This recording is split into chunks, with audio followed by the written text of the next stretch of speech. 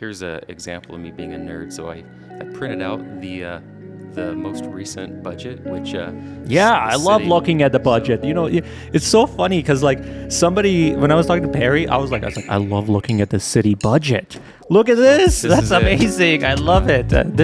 I need a copy of this. Well, I'll leave it with you. Oh, and heck you yeah. can read it page This by page. is amazing. I love this. But no, you're right. I mean, over $70 million every year. It's a lot of money. But Record here. This gives you the good mics. Good. All right. Well, this is going to be interesting because I have no idea who you are or anything. well, and I've never done a podcast before. So Exactly. Yeah, you can put those on. And then once you put them on, you can kind of hear me like perfect. This is how it sounds like to be on a podcast. Yes. And then you can take the mic and bring it really close to your mouth so that way you can kind of hear yourself talk. Okay, so here, first time speaking into a podcast microphone. Yeah, isn't it cool? It is cool. Yeah, you can kind of hear the other person. I always tell people it's kind of like you can like really hear what the other person is saying, and then you can really kind of dive into the conversation, basically. But before we start, let me just grab my drink too because I know I'm gonna start getting thirsty. All right, I got a drink. We've got a podcast going. All right, put this here. All right, camera. Check one more time. You never know with all these cameras running. Usually I need like an assistant to make sure everything's good. This feels really, really official. Yeah. There's a lot of equipment out there. Yeah. This is a good podcast setup.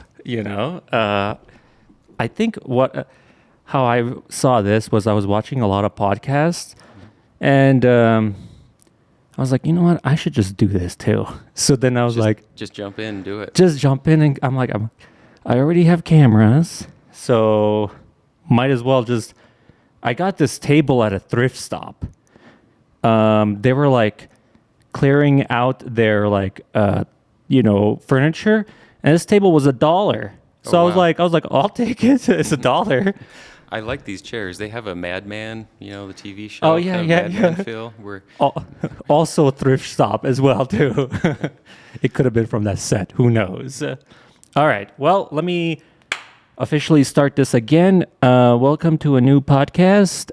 Today I have another candidate that's going to be running for city council, right? that's right. And your name is Spencer?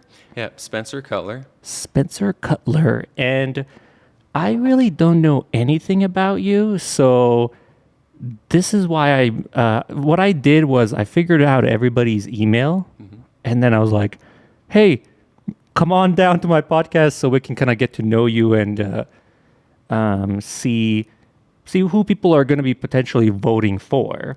So I already had Leah on. I don't know if you know too much about Leah or anything like that. I do. I don't know her personally, but she's been active in the community for a long time, and Yeah. her name is well recognized. Yep, she's got name recognition. Now, what seat are you running for?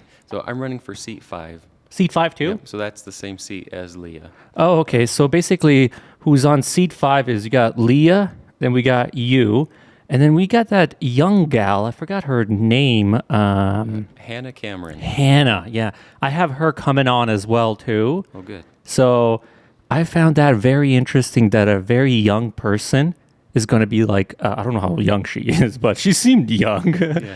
uh, Well, it's kind of funny because I felt like one reason I want to run is, a new generation, get a younger person. yeah. But I realize I'm not that young to a lot of people. Yeah, I know. That's the way I feel. I'm like, we're no longer young.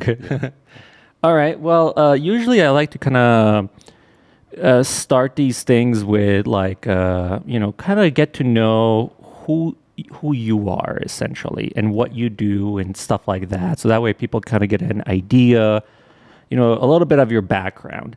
So I guess, can you talk about I know you work at CSI because you told me that in an email, right? I do. Yep. And then you realized that like I'm related to Samra. She's basically like a professor, and she now has a doctorate as well. She's done a lot of schooling. Yeah, she's done a lot of schooling. We have a doctor in our family now, but not a real doctor. So I think you realized that like we're related, and you didn't know that. No, and Hey Arnel, I know your videos and whatever, but I didn't know what your last name was, and I saw your email, and I thought, well, that's not a common name. Yeah. So yeah. And your mother also works not for CSI, but at CSI. At CSI, yeah. And she's just always been very kind. It's nice to see her around. Yeah. So there you go. You already know my mom and my sister. That's awesome. But let's kind of get to know you a little bit. So I guess, can you give me a little bit of background? Like, were you born here? Like, where'd you grow up? Yeah, I was born and raised here in Twin Falls. Actually, when I was younger, was out on my grandparents' farm just outside of city limits. And then my parents moved us into town. But yeah, I've born and raised here. Have lived a few other places for short stints, but this has always been home, and that's where I'm raising my family and building my career. That's awesome. Yeah. So you were originally a farm boy, right? Working on the farm, and then you moved to Twin, probably later on, in your life. So now, what is it that you do at CSI? Yeah, so I've been at CSI. I've been the physical plant director for 4 years now. So that's just my department watches out for all the college's physical assets. We try to support the educators and instructors that are there and provide a good environment for the students. But yeah, we do the maintenance and construction and groundskeeping and take care of the motor pool. And so you guys are like responsible to making sure everything at CSI runs good, I guess, right? Like Exactly. hardware wise, all the maintenance that goes along with it. I guess what got you really interested in wanting to run for city council? How did that come about? Like what triggered that, I guess? I just really like Twin Falls. Like I said, born and raised here, like Twin Falls. It's a way to give back. Things have worked out well for me. That I'm in a spot. I have the ability to do this now. Yeah. Also, I've got 2 kids, and they're just old enough now that I feel like I can take a little bit more time away from them to do something like this. And I want them to see me doing this. It's a good example for them, I guess. Yeah. That makes sense. Now, going back to a little bit, when just growing up here, when did you first, I guess, want to start running for city council? Did you ever see something like, ooh, I wish that was done a little bit different, or were you just kind of like, oh, I want to just get it started in the process or so forth? It never crossed my mind until about 2 years ago. And actually, at the college, we had to get some of the college property rezoned, and had to go to a few meetings about that. Kind of triggered my interest a little bit, and then it just kind of grew from there. And then you're like, this seems very interesting. I know my sister is on the Historic Commission as well, so she's involved in that as well. The Historic Preservation Commission, and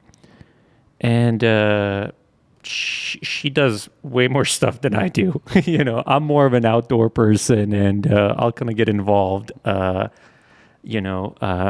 whatever I can. Now, I had a whole bunch of questions that I was going to try to ask Leah, but what ended up happening was we would talk, and then we would stretch out these answers very long, and then we never finish these questions. So maybe what I'll do is we'll try to push these questions through you and see if we can get them done. I know that you have a meeting that you got to get to, so we'll see. A good hour, here, just flies by so quick, honestly. Sure. Well, I hope so, because my biggest fear today was not being first-time podcaster or anything like that. I was like, I'm kind of a nerd. I'm kind of boring. I don't know what I'm going to talk about for an hour. So, Yeah, well, you're like, well, I'm gonna get you to talk about all kinds of stuff. So, well, these are just random questions that I really found, and then I was like, all right, well, let's see where this kind of like leads to. So I'm gonna start off with the same questions that I started off with, like Leah, which was basically kind of like, can you talk about like, what do you think like of downtown as it stands now? She was basically saying that when she first started, right? She has a business literally like 2 blocks down. Well, not block down, like 2, 3 buildings down. just a couple doors down. Yeah, she's literally right there. That's why I got her first. I was like, hey, come on the podcast. I was asking her about the health of downtown. What do you think of the downtown in general? Do you think it's thriving? Is there any kind of improvements that could be made to it, and so forth? Yeah, just as a consumer and a citizen, it seems like it's thriving. I mean, I didn't used to come downtown much, but the last few years, I find myself down here a lot. So from that perspective, it seems like it's really thriving. And for the business owners, I hope that is the case. Yeah, yeah. Where do you like to kind of go down town? Like, what do you like to do here? Yeah. Well, I mean, there's lots of options for food and drink, so that's always fun. Yeah. It gets you off the main busy roadways. Blue Lakes. Yes. Yeah. I love bicycling, mountain bikes, road bikes, anything. So there's a great bicycle shop. Shout out to Bull Moose Bicycles. Oh, yeah. There's, well, at least 3 clothing shops down here. Yeah, yeah, multiple ones. Well, and actually I'm thinking of 4 right now. So maybe there's more. There's yeah. more, yeah. So, yeah, it's just, you can do a lot of stuff here, but you have to get out of your car and walk around, and it's an experience. It's different than pulling up to a gigantic asphalt parking lot and walking into a big box.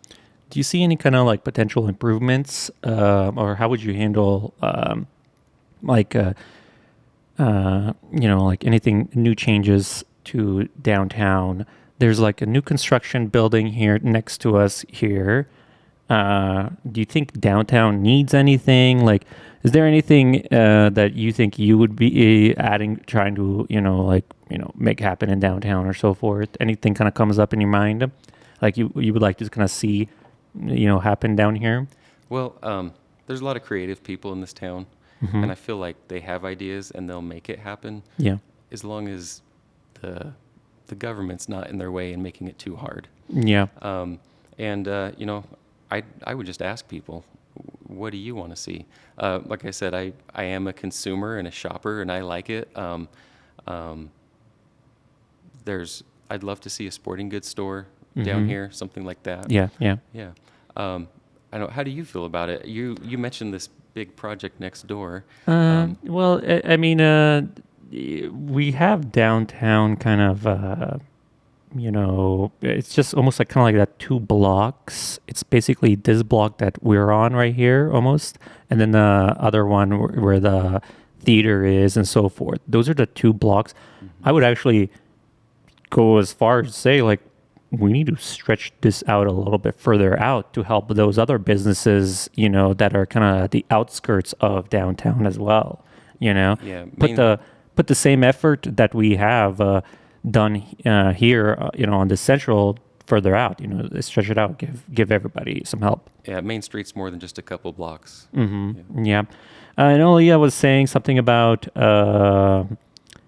some of the buildings are boarded up and so forth. She didn't like that there was like a double standard that, like, hey, we got to cut grass, but like boarded up windows, we don't care. So what do you think about that? Like, do you think like business owners that have just literally abandoned their buildings should do something about it, or the city should kind of step in and like, hey, let's try to make it look decent, so that way everybody, that the city's looking good, I guess. Yeah, I don't know what the city can actually, actively do. If they can actually even step on and say that. Sure, Like, I was thinking that to myself. I was like, is that even possible? But they just need to make sure they treat everybody the same. Don't favor certain interests. And I'm not saying that I'm not calling out anybody specifically, but just, use the same judgment with everybody. If you're holding somebody to a standard, hold everybody to the same standard. Yeah. They are holding us on the standard of cutting our grass somehow and weed keeping. I don't know how that's even possible. You know, Well, as the maintenance at guy the for the maintenance college, guy. Yeah, we sometimes get calls from the city. We have lots and properties off the main campus, and yeah, if we get some weeds that are too tall or something that's not kept up, we hear from the city. You hear from the city. Do you guys go out there and then cut it down or something? We do. I mean, we want to look good to the public, and we want taxpayers to feel like we're using their money wisely when we care for the college. So we don't want to get to the point where the city ever has to point anything out. So Okay. occasionally, we struggle, try to keep up, get behind, but no, we want to stay on top of that. Yeah. That makes sense. That's cool. So let me move on to another question because again, sometimes I feel like I can get stuck on a question. What do you hope to accomplish as a city council member? What's your goal? Because this is going to be like a 4-year commitment, pretty much. And you got to go there every Monday or something like that. 4 years. 4 years every Monday. What do you hope to accomplish? Well, I'm concerned about the growth and are we going to handle it well? Twin Falls has a lot of people coming in. They recognize what a good place it is, and you just need to make sure you're ahead of the curve. Basic services, make sure we have the capacity to serve people. Don't fall behind on deferred maintenance. Costs a lot more to catch up later, which then affects property taxes and other taxpayer-supported costs. But we're crossing that 50,000 person threshold. Yeah, I think we already crossed it. I think we're at 54,000 or something like that. So the city has definitely grown in size.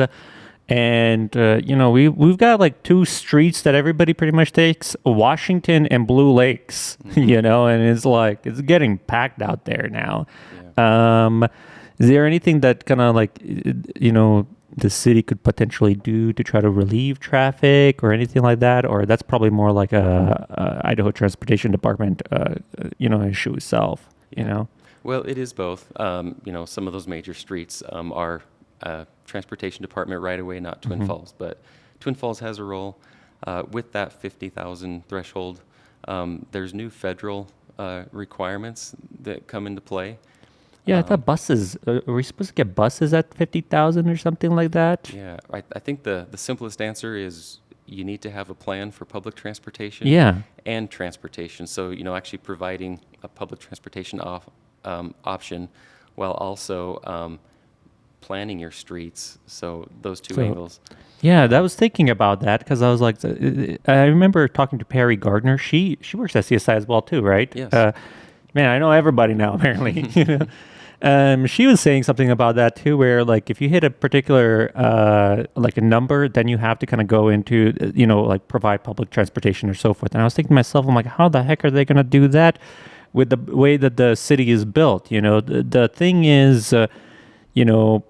Twin Falls, the only way you get around is you have your own car, and then you basically, you take an Uber and there's some like shuttle services as far as I know, So I was talking to Leah about that. She didn't really have too much of a plan. It was more kind of like see what the people want and try to maybe potentially, we were talking about like maybe like some kind of Uber system with people that already have cars, to try to make them some kind of money. What do you think about transportation itself? Like, once we've hit this 50,000, what would you like to kind of see happen? Well, she is right. You need to get the citizens' input, but there is federal funding available to support things such as public transportation. Yeah. Again, there's always strings attached when you're getting money, and so, to be honest, there's not a nice simple answer. There's other cities that have done this. That we don't need to reinvent the wheel. We can try to look to them to see what's worked for them. Yeah, that makes sense. Yeah, but really, there's not a nice, clean answer. There is no clean answer on this one. You're not going to make everybody happy. That's basically the problem. Yeah. So I'm assuming then you would just basically see what the people want to, and then kind of weigh in all of the options. Yeah, and I would certainly look for federal money assistance.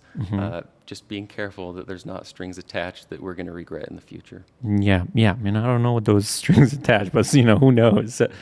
All right, moving on to the next question here that I had. I wrote down, if you received 1 million grant, but then when we were talking about this, I was like, 1 million is not that much money. And so we're like, well, like if you receive $10 million in grant funding, right? I'm like, here's 10 grand. You're on city council. Like, oh, I mean, well, not 10 grand, 10 million. Yeah. 10 million. We get 10 million dollars, and you can spend it however you want. What do you think? What do you think we should do with that money then? That's a good $10 question. million. How would you spend it? That's a good question. Yeah. As a city council person. As a city council not person. As Spencer Not as having a, a time. exactly. Like buy a couple Lamborghinis and. Well, you mentioned, other parts of Main Street that have kind of languished, that property owners haven't felt like there was the right opportunity for them to improve their properties or bring, start a business or whatever. Maybe that money could provide some sort of a tax break incentive to people that are willing to stick their neck out there and do some new development. I don't know. The city has a strategic plan. Yeah. And there's 8 points of focus. Probably refer back to that and say what could we help on these points. That was a citizen-driven plan. The city got a lot of input from citizens, so refer back to that. Start there. Yeah, that's a good question. Yeah. So It's like $10 million. It's good that I'm coming on your podcast, so I have time to think about these. Think about these things, and you're like, "What? How am I going to spend $10 million? I don't know." Yeah.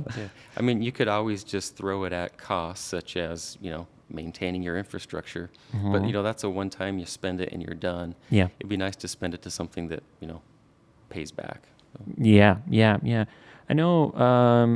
I was helping with the economic development, some kind of economic development, and we went to Rupert, and they were doing something where they were like helping these buildings that like they were gonna build up their facade, like the front of it, how it looks like, get it all nice and looking, and then they were gonna basically pay half or something like that for that. So the owners of the building pay half, and then the other person does the other half, or something like that. I'm not 100% sure what the details of that is, but I like that idea of like taking the whole downtown, like, listen, we'll match, like whatever you guys put in as kind of like, a match system. So that way everybody's trying to bring up, downtown. But then it's like, well, what about these other places?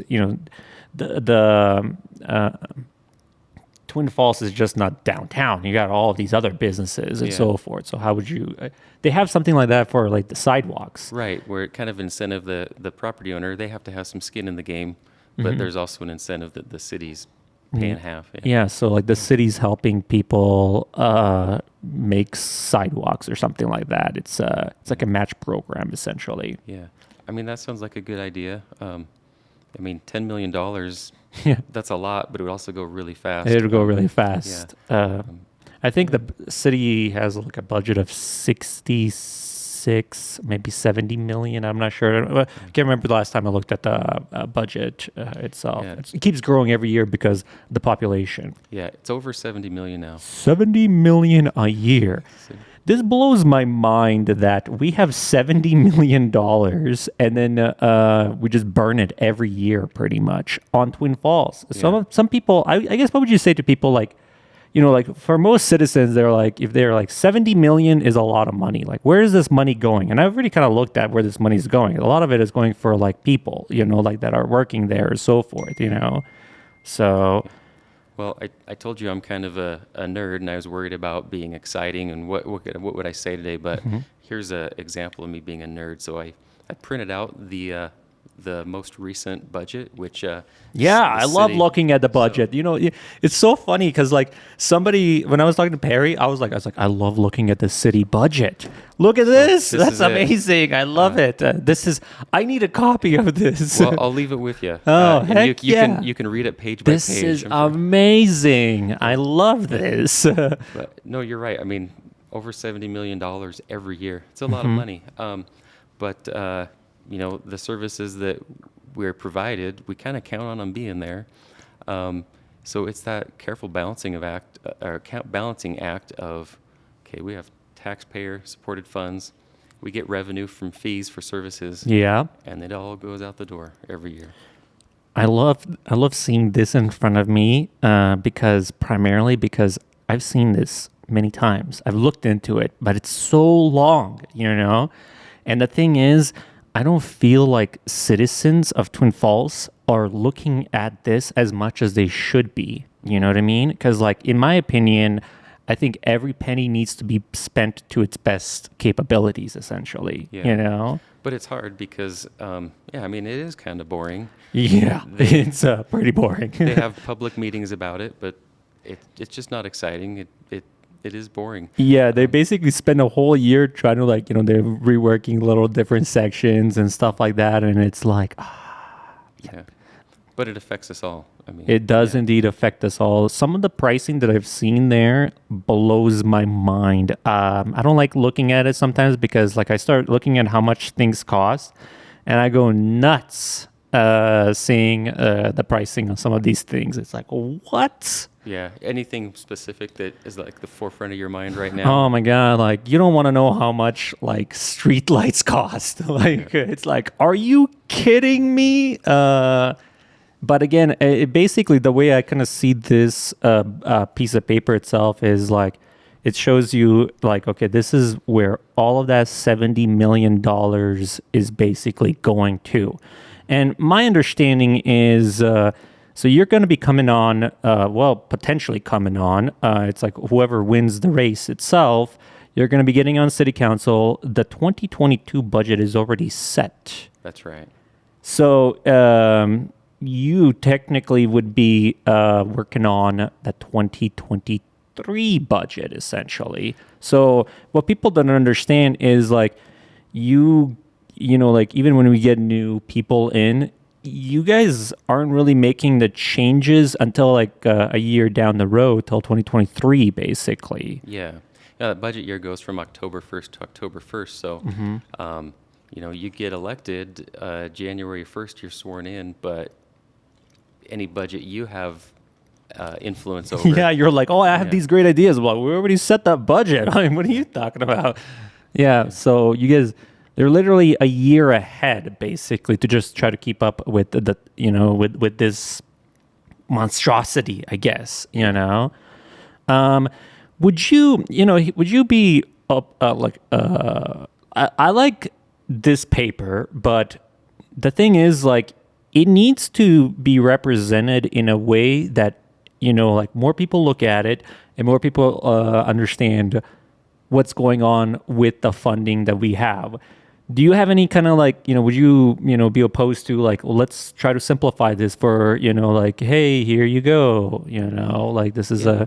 is an interactive way. I think Google or Facebook try to do something like that with our overall budget of federal or something like that. They try like, here's where that money's going to. Yeah. Well, actually, the city manager, in preparing the recommended budget, put together a PowerPoint presentation, which helped me a lot because instead of being 260 some pages, it was maybe 30, and it's got more charts, not all the small numbers, but the aggregate of numbers. Yeah, it would be great to be I able need to to do see something that like PowerPoint. So, but even that, it's still a slide by slide. I like your idea of something more, I guess, interactive. Something more interactive, kind of seeing exactly how the 77 million is. Because, in my opinion, $77 million is a lot of money. You know what I mean? I feel like if you have $77 million, you can do some stuff with it. Yeah. Yeah. Well, yeah, it is a lot.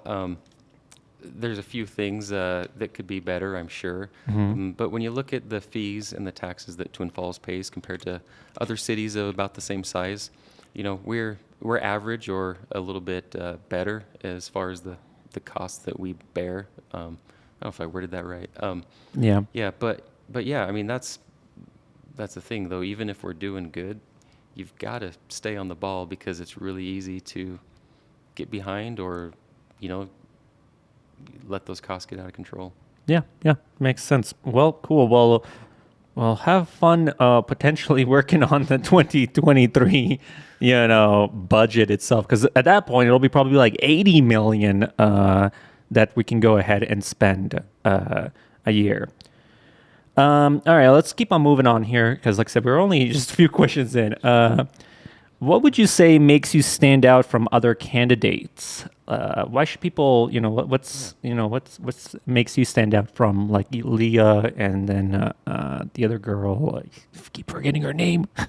Hannah Cameron. Hannah. I probably am not supposed to be, advertising Yes, for my opponent. you're like, stop advertising these other opponents.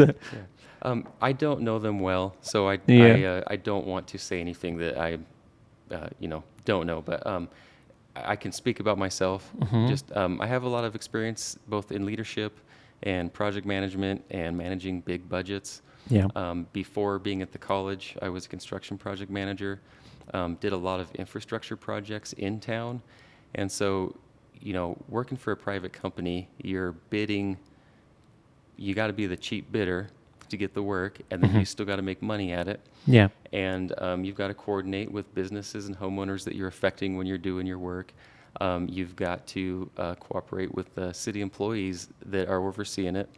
I have an understanding of that stuff. I know it's not the exciting stuff. People don't want to think about the sewer pipe under the road, or that type of stuff, but it's important.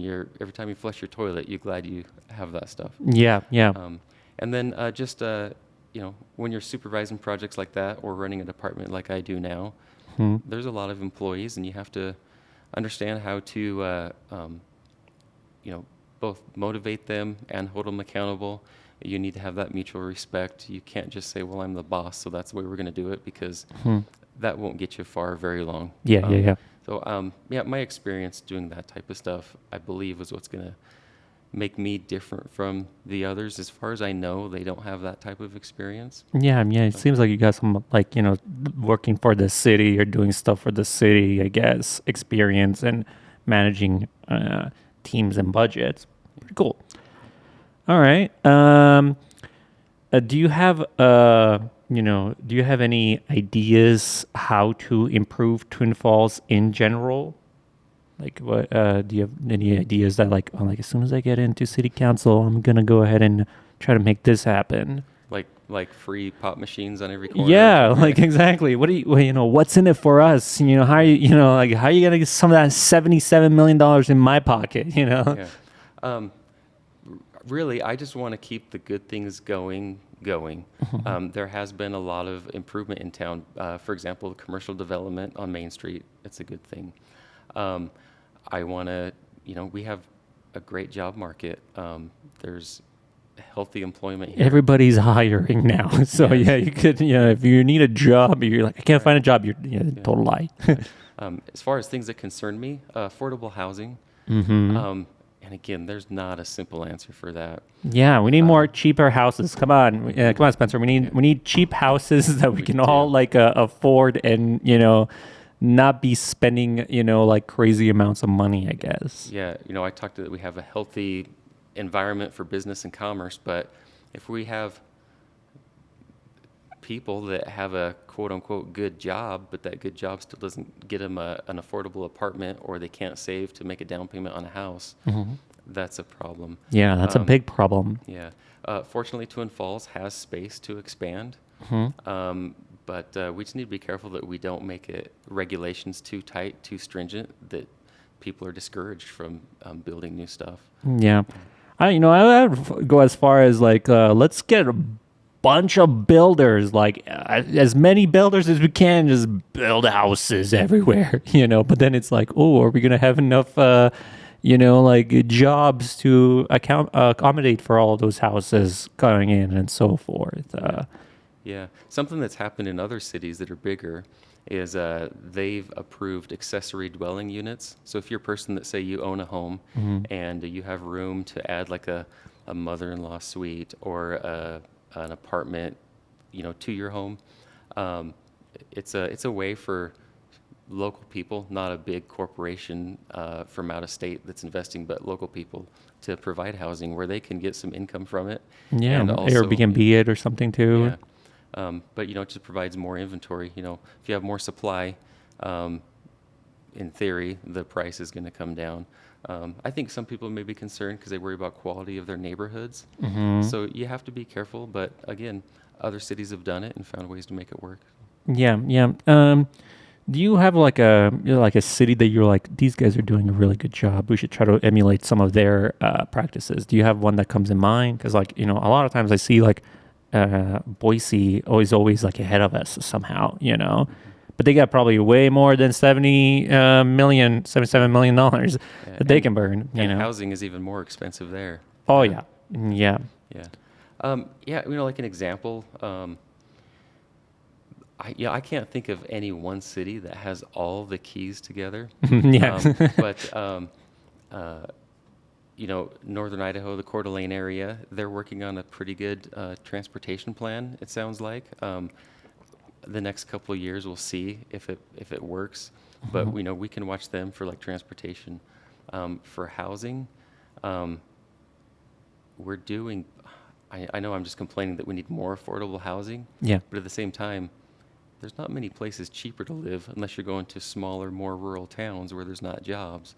So I think Twin Falls just needs to be mindful of that and think about how can we have development standards and a comprehensive zoning plan that makes it feasible for someone to build affordable housing.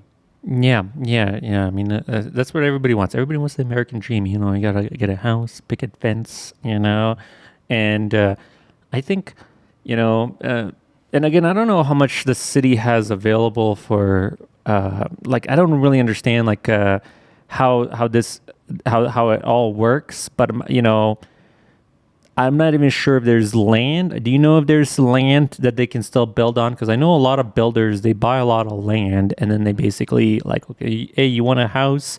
Well, these are the lots that we've bought. Pick a spot or something like that. So I don't know how many lots are available for building. Oh man, I wish that was like a simple thing to kind of know. It's like, we've got like 20,000 lots. That would be kind of nice to know.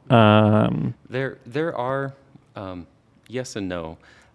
There's land available. There's lots that are waiting to be built. It sounds like the city does have the capacity for sewer and wastewater to let that happen.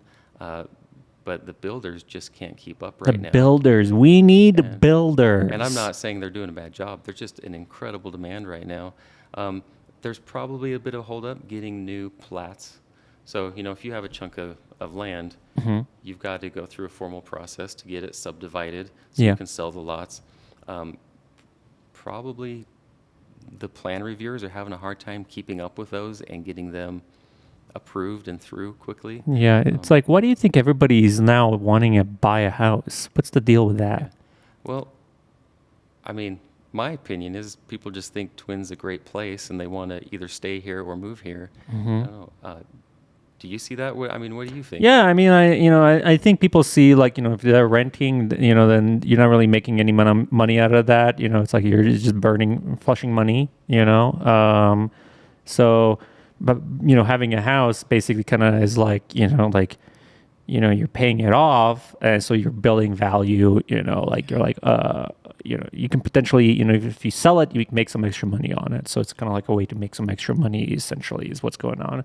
And I think everybody's like, yeah, I want to do that now. Let's go. But then it's but everybody's like, well, sorry, all of the houses.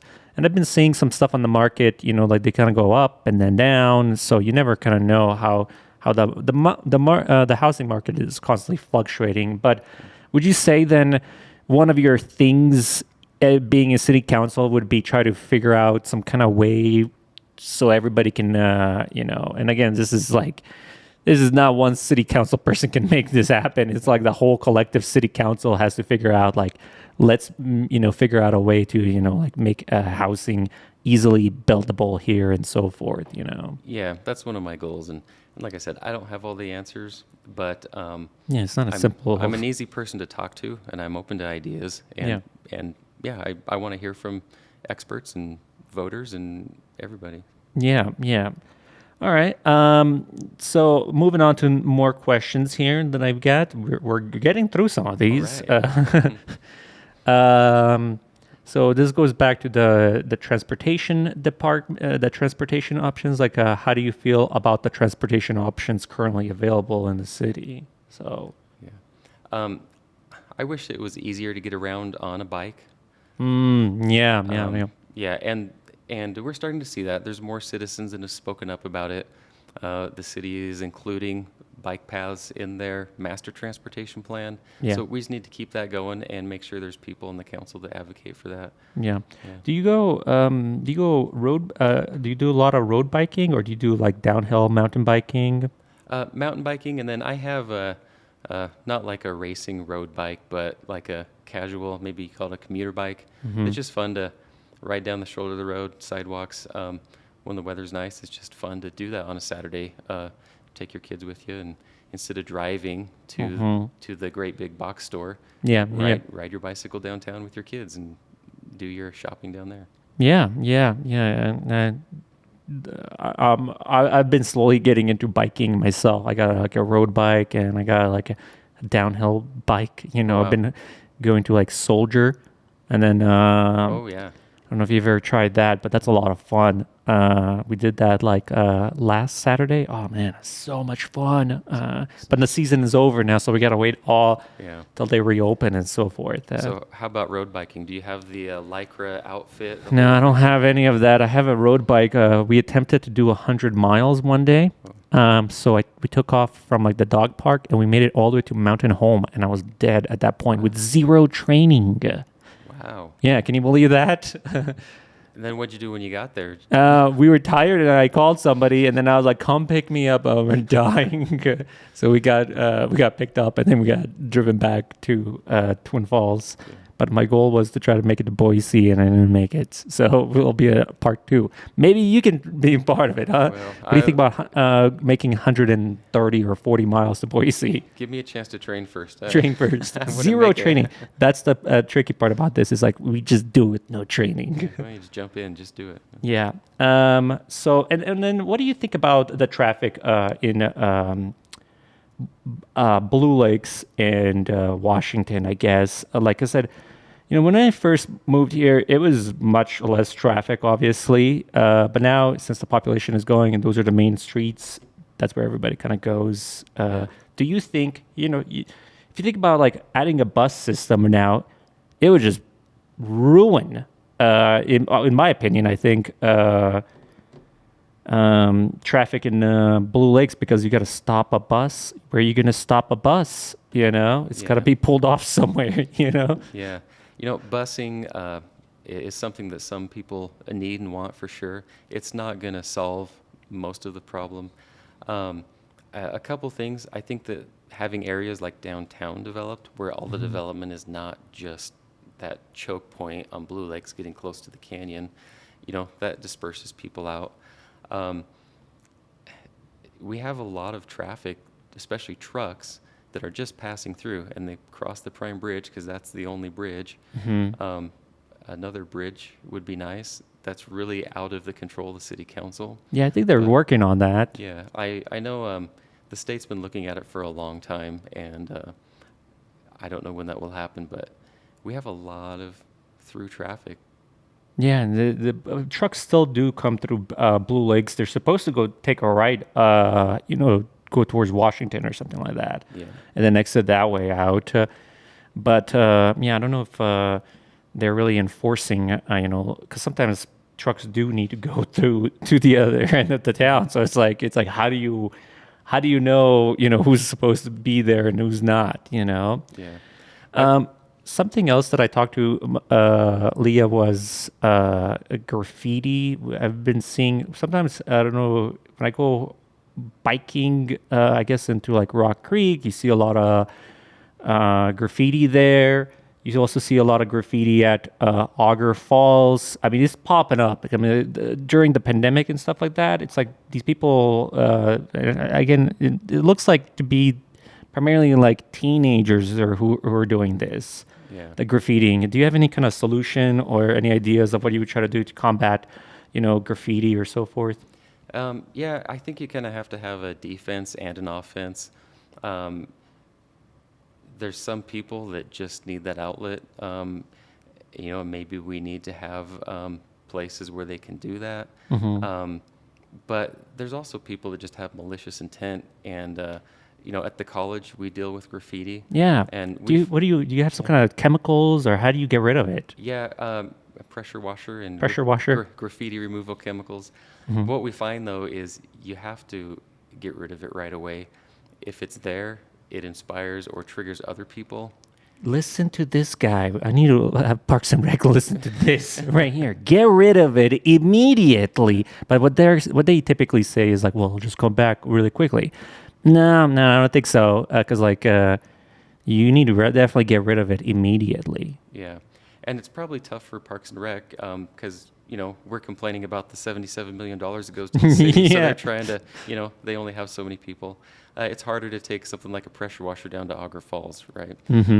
But I have experienced that at CSI that if we remove it immediately, it seems to curb it. If it sits there for a few days or a week, other people see it and It's just a bad look for the city itself. What I helped with this, forgot what the company was. We made an app where if you see the graffiti, take a photo, puts a pin, tells you graffiti's right here, right? Yeah. And then my whole plan was like, give this to Parks and Rec and be like, hey, get it cleaned up immediately. So that way it's out of there. And, I have actually seen it help a little bit, so I think like technology, even like that, where citizens can go ahead and pinpoint exactly where it's at. Be the So eyes and ears for eyes people. and ears for this, so that way it gets immediately done. I would actually even go as far as like bumping that fee to like $1,000. So if they do get caught, their parents have to pay like $1,000 to the city itself. And I'm pretty sure that kid is never going to go ahead and graffiti again. They may get spanked or something like that. I don't know. But yeah, I definitely think we need to put a pin on it, get it under control itself. Yeah, I mean, it's sad to see nature defaced, but also if you're a business owner and it happens to your property, especially if you're, trying to make your dollar stretch, you don't want to be worried about graffiti. Yeah. So I like your idea. Definitely getting it done, cleaned up immediately, and having a way to alert who needs to clean it up as well. Because I hate seeing it sit there. Yeah. Because like you said, it just it needs to be cleaned up right away. Otherwise, it just looks bad and attracts other people to do it as well too. It's like, well, they don't really care about this. No. You need to clean it up immediately is basically. This is one we never got to with Leah itself. It's about the dog park. Do you have a dog or anything like that? I do. I didn't want to have a dog, You didn't? and I got talked into it, and now I love her to death. Yeah. Her name's Penny. Oh, okay. She's a troublemaker, but she's also very sweet. But, sorry, dog park. Yeah. I was like, oh, well, tell me more about your dog. And yeah, so you were asking about the dog park? Like, Yeah, like I said, I mean, so I don't know if you looked at this here, how much Parks and Rec gets. I think part of that money, more of that $77 million needs to go into Parks and Rec, because I really want them to make the dog park the best dog park that you've ever seen. There's got to be the best dog park. it gets used a lot, doesn't Yeah, it? the thing is, it's the most used park of all of the parks, but it doesn't have too much money that goes into it. They just mow the lawn. We're good. Yeah. No. It's like let's So, look at these other communities and what they've done and make our dog park good too. so let's go back to that $10 million. Let's say I was sitting right here, and you could use some of it for the dog park. Yeah. heck yeah. What would you add there? What would you do? Oh yeah. Well, obviously a shelter. So there's no shelter there in like Yeah. winter. Like people are like huddled. Like have you ever seen like these people around like a bonfire with a drum? You know, they're all huddling there. You know, we're freezing. We need some kind of shelter. So obviously a shelter, a way. Again, there's so many ideas these other cities have done, and it could be implemented in our city itself. So it's like we're not needing to reinvent the wheel. We just need to look at what other people have done. It's like, that's a great idea. Let's make it happen here. Yeah. So, and the thing is, like, I think Parks and Rec needs more money. Yeah. I need to do some more research because I do know that they do have a master plan for parks. Two areas they're focusing on is Durkee's Lake, Yeah. improving parking and access down there, and then the Canyon Rim Trailhead, specifically at the what do you call it, the Pole Line Eastland Curve. Yeah. They are going to improve that.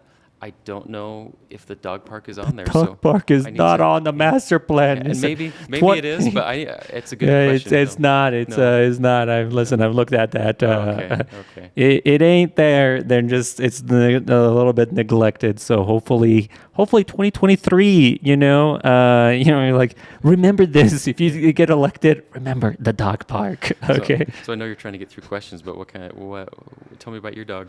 Yeah, I have a husky, and we go there a lot. Lots of energy. Lots of energy. So she needs to kind of burn it. As far as the dog park, I would also say that we only have one in town. So it doesn't matter where you're in town, you got to drive all the way over there. I would basically make it so that, if some of these parks are like even sectioning off section of a park, so that way it's like a little fence where you can put a dog, like a bunch of dogs in there, so that way not everybody has to travel all the way to it's like Washington, and it's kind of like it's like in that area. It's called Baxter Dog Park. I don't know if you've ever seen it. Yeah.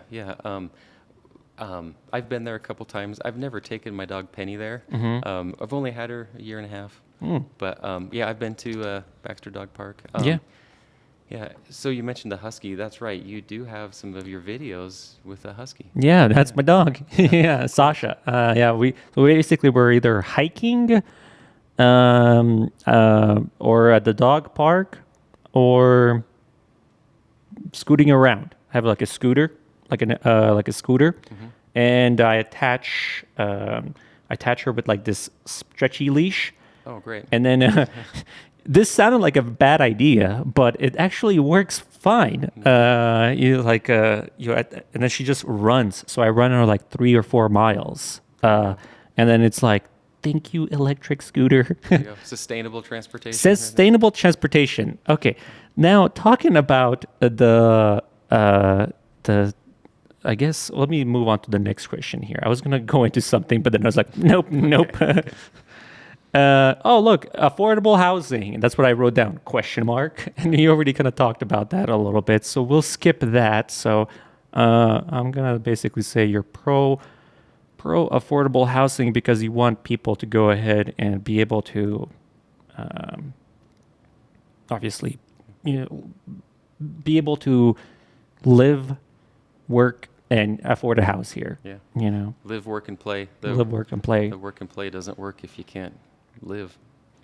Do you have any political experience? None. I was going to say, well, I went to Idaho State University, and I was on the election committee for student government. Yeah. Pretty minor stuff. You're like pretty minor stuff here. Nothing like this. I've never ran for an office where I needed to be voted for, not even in high school or anything like that. How did you find that process? Was it confusing? Because, I feel like not a lot of people even understand how it even works. Like, I understand how it works. You got to get a form, you got to fill it out, and you got to pay, like, you either need to have people sign or pay a fee, essentially. How did you find that process? Well, in this day and age, started with Google. I did ask people who are on city council, and they're busy. I could tell they were trying to be as kind as possible and patient, but they don't have time to walk you through everything. But Yeah. yeah, just start asking, and then finally found out I start at the Twin Falls City Clerk. They Yeah. have the forms, and people are pretty helpful. If you can figure out at least where to start and ask questions, people are pretty helpful. Yeah, I find it crazy that a population of like 54, 57,000, whatever it is, that one seat is not even being challenged. They're just like letting it be, Seat number 6. Seat number sure. 6. It's like nobody was like, because like city council does get paid too, like it's not a lot, obviously, because you guys only show up on one day on Mondays, basically. And nobody was like, yeah, well, I don't need the money. Yeah. But I mean, Or I don't want to even challenge this position itself. I was trying to get Christopher Reed on here as well, too. And he was supposed to be here yesterday, but he had to travel somewhere, so that got postponed. So I wanted to kind of just talk to him more about like what his day to day was, and how city council, like what he's learned so far. I guess in his 4 years, I think he's already been there 4 years. I don't know. I'm trying to remember. I don't remember if he actually got appointed partway through and then had to run, or if he just straight up ran and did his 4 years. But yeah, he's the only one of the candidates that knows what it's like to actually be on city council. Yeah. So hopefully we'll get him on the podcast as well to kind of see how it is to be on city council. All right. Well, we're getting close to getting almost all these knocked out. How do you plan to involve residents in the decision-making process? So like you said, I know Leah said like, well, we need to get everybody involved, but how do you plan to get them involved? Well, there are formal processes for it, right? But maybe people don't know about it, feel comfortable about it. I'm a pretty easy person to talk to. I think that's part of it, just being approachable. Because like I said, there's the formal processes to go through, but not everybody feels comfortable doing that or feels like it's worth their time. They may feel like, well, I could do that, but no one's listening anyways. Yeah. And so I'm just relying on those that do know me to realize that, yeah, Spencer's a guy you can talk to. He's reasonable, and we'll hear what you have to say. So that's not a fancy answer, but it's sincere. Yeah. What would you say to the people that like they don't feel like they've got a voice in the community itself, like to city council, like for example, like some people may feel that their voice is not represented by city council itself, right? How would you try to like bridge those people and kind of like get them involved and so forth, and talking, I guess, with you? Or do you feel there is like this thing where, as it stands right now, do you think everybody's properly represented in city council itself? I know there's people that don't feel like they're represented, for sure. I have probably a half a dozen ideas. The first one that comes to mind, though, is the youth council. So Mayor Hawkins, who is not running for re-election, but she was an advocate to get the youth council going. And so that's teenagers who have interest in this. And I think that that's one way. And I'm not saying I'm giving up on the adults, but that's just one way to get people more comfortable being involved. And you go to our schools, and that's a good cross-section of our community as far as ethnic background, male and female. I mean, start with them, get them involved. Yeah, there's a big pool of different cultures and different types of people in Twin Falls. We've got a pretty decent population itself, so. Well, Twin Falls is pretty crazy. I, as a young kid in school, there was a bunch of refugees and immigrants from Laos. There was a big Laotian community. And then when I was in junior high and high school, there was a lot of people from Bosnia and other European and Eastern European countries. We have a huge Latino community. It's amazing. We're this small rural town in the middle of farm fields and desert, but we have people from all over the world. Yeah, yeah. We have people all over the world in Twin Falls, Idaho. Um, here's another one here. We only have a few more questions. We're at 13 out of 17. So, if someone came to you with a proposal to build a new piece of public, uh, infrastructure, how do you evaluate whether or not the project's is worth implementing? I guess so. Like somebody's like, hey, I want to build this. How do you evaluate that? Like, yeah, let's approve this. Yeah. Essentially. Um, are you talking, say, like a new housing Yeah, like subdivision? a subdivision, or maybe like a new business wants to build. I don't know, like even like this right here. How do This, you yeah, how do yeah, you evaluate? How do you yeah. make a decision? Like, yeah, this is a good idea, or so forth. Um, at that point, when the idea is already there, you're legally bound by your comprehensive planning zone and, the laws and regulations you already have. So you really just have to be ahead of that. And you need to look at your strategic plan and your comprehensive zoning plan so that in the future, those projects would or wouldn't be approved, because once it's already before you, for the most part, you're really bound by the established rules and laws. And again, that strategic plan, that's a largely citizen-driven plan, and that's where city council members need to be accessible and hear what citizens are telling them. Yeah. Cool, cool. Um, here's another one here. What, if elected, what steps would you take to put our city on a firmer financial footing? Like, what would you try to do to, make sure that I guess, it already seems like by nature itself, the funding is going up every year. But would you do anything else to make sure that the city, like, I don't know if the city, I haven't looked into if the city has any debt. I, again, disclaimer, I could be wrong, but looking through this and sitting through more than half of the budget meetings they had, I don't believe there's any debt now. There was debt for a water improvement project that they paid out. And again, I hope I'm not wrong, but Yeah. I don't believe there's any debt now. We are on pretty healthy financial footing, so we just need to make sure we stay ahead of the growth, don't get behind, because then that's when things get really expensive. Yeah, yeah. We're kind of like approaching this, like Twin Falls is growing. It's like, okay, we need to spend this money as perfect as we can, I guess. Do you feel like the city is wasting city budget? That's a good one. I like that. Like, here it is, right here. You feel that's being wasted? Not that I'm aware of, no. The portions of the city that I've interacted with, I feel like the money's being spent wisely. Yeah, and again, I don't know everything. I don't know it all, but what I see, they're doing pretty good. There's been projects in the past that a lot of voters have complained about. Those are several years behind us now, and you could still argue whether or not they were worth it. I'm not getting into it because, like I said, it's past us. It's But past us, yeah. yeah, I think right now we're good. Yeah, yeah.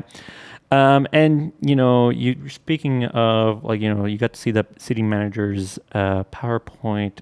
What is your opinion of the city manager and the job is he doing? Is he doing a good job or is he doing a bad job? What do you think about, Yeah. because he basically, you got city council, all the members. Then who really kind of like talks to city council is the city manager. That's right. And then you got the city attorney. Those are kind of the two people underneath that. And then city manager then branches off to like these other departments, the main people and so forth. So he's kind of like their boss of Right. these other departments. So he's kind of like, he comes into city council and is like, okay, well, this is what's going on in this department, this is what's going on in this department, and so forth. What do you think? Is he doing a good job or is he doing a bad job? I feel like on the whole, he's doing a pretty good job. That doesn't mean that you can't always strive to do better or improve things or correct mistakes, but I feel like he's doing a pretty good job. Pretty good job. Okay. I don't know. I think sometimes voters like to be upset or have something to fight about, be outraged. So I'm not saying things are perfect, but I'm saying things are pretty good. Yeah.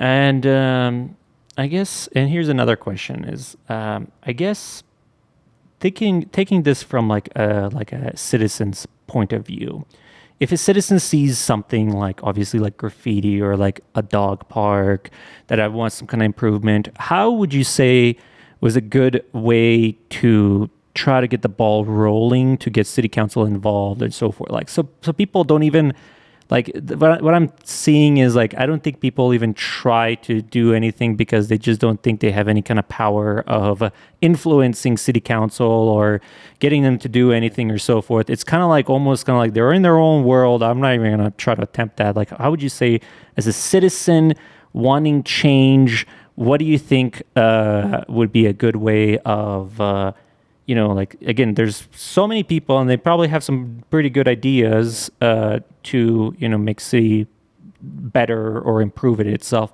What do you see? What would you say is a good step for these people to take to make some change? Yeah. Well, there's lots of avenues to express your opinion.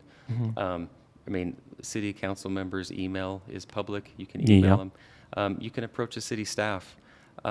Now, some people probably feel like, well, I've done that and I'm not being heard.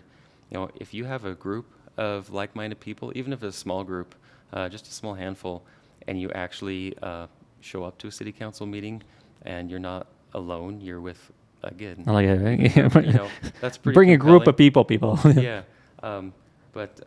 There's lots of avenues. I guess the most effective way kind of depends on the situation. But if you have a few buddies, neighbors, friends, whatever, and you're face to face in front of a person telling them your concern, that's a lot harder to ignore than, an email that may just get lost. Drawn out. It's like, oh, I think it was off a tangent. Who knows what? It's like, oh, this is blah, blah, blah. It definitely needs to be kind of like a group. I feel like but even as an individual itself, I think they should probably still take consideration into that as well. Yeah. And, there's probably people that feel like, well, maybe I'm shy to speak at a public forum. On a city council, in front of all these people, Yeah, but watch. They put them online. Watch a couple, see what it's like. Feel more comfortable, and then realize, if I go there and speak, they're gonna listen to me, and I'm not gonna be booed off the stage. Nobody's gonna boo you. So a lot of times they're just like, all right, thank you. The next person. Yeah. There's public input where people have I believe it's like 5 minutes where they can go ahead and say whatever they want to say, essentially. So typically the way it works is each week city council is working on some stuff, and then they're basically passing or not passing stuff, essentially. And people can come there and have their input. Again, hopefully, it's like, people are not interested in this because they just think it'll be fine or whatever, So I think people in general still need to see exactly what's going on, essentially. Yeah, that kind of goes back to that youth council too. Mm-hmm. Get the youth involved and have them feel comfortable with it. And I realize that's only one small group of youth people in the big community, but it's an example of similar things that could be done. You really need to start with the youth. I mentioned in the beginning that I wanted my kids to see me do this. Mm-hmm. I want them to feel comfortable when they're older being involved. Getting involved in government itself. So, I even had this idea. I was like, why not take all of the city council meetings, put them on YouTube?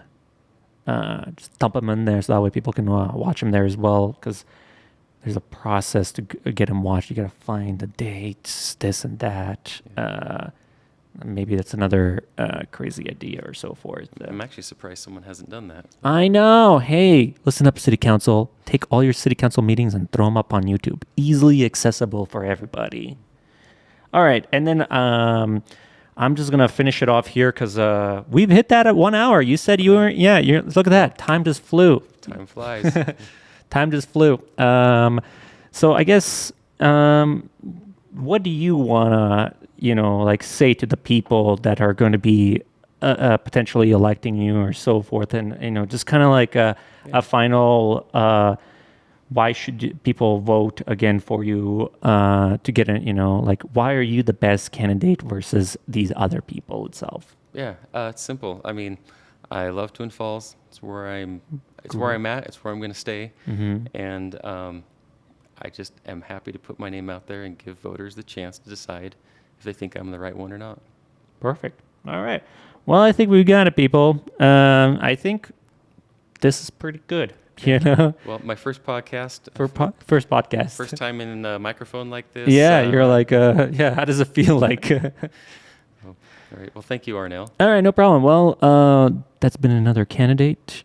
I will see if I can get the rest of the people talking like this, and then we'll, we as a whole community of Twin Falls will hopefully come to, I like seeing like this, that way at least they have some information about you and what you kind of think and so forth. Well, it's a good opportunity for me. Like you said, you had no idea who I was. Nah. So it means I need to be talking. You got to be talking, got to get your name out there, got to let everybody know who you are and so forth. All right. Well, that's for today's podcast. See you guys on the next one.